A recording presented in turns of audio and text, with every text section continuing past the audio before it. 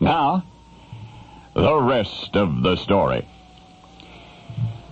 Whitey was a typical temperamental Hollywood star, difficult, sometimes impossible to work with, always snapping at production staff, even fellow actors. In the motion picture industry, some secrets are scrupulously kept, but nobody cared who knew what about Whitey, because nobody liked him, not even a little bit.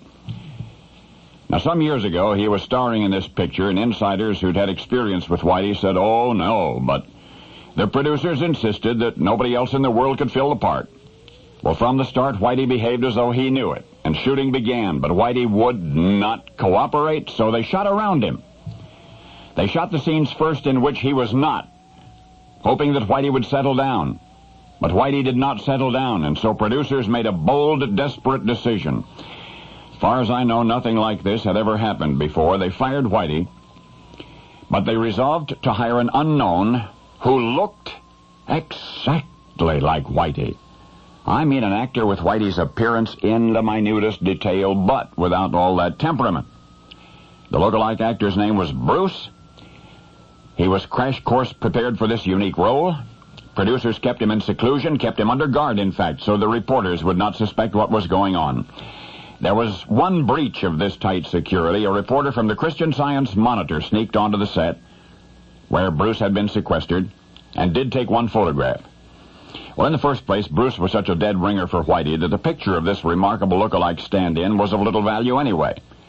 And yet the guard who had been hired to keep outsiders away, that guard was dismissed on the spot. While Bruce continued to be coached for his part, the director kept shooting around those scenes for which he was needed. Producers did not even want to meet Bruce until he had been thoroughly prepared, but as the days passed, they grew nervous. "We need him on the set and ready by Monday," they kept telling their staff, and their staff, also nervous but confident, assured everybody that Bruce would be ready. Well, he was, but he wasn't. His looks were no problem, although his makeup kept coming off. But remember, Bruce had never appeared in a motion picture before. This was his, what do you call it, debut? And everybody wondered deep down, would he come through? And in some ways, Bruce proved just about as temperamental as Whitey had been, even more so at times. Soon the crew began calling Bruce names under their breath, but Bruce never meant any harm, and although he often flat-out refused to cooperate with the director, he eventually did what he had to do, and the movie was a smash.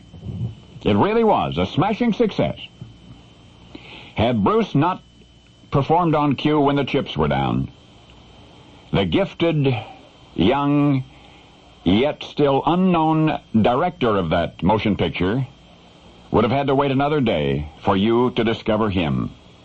But he, Steven Spielberg, became famous for directing Bruce, the stand-in who became a star.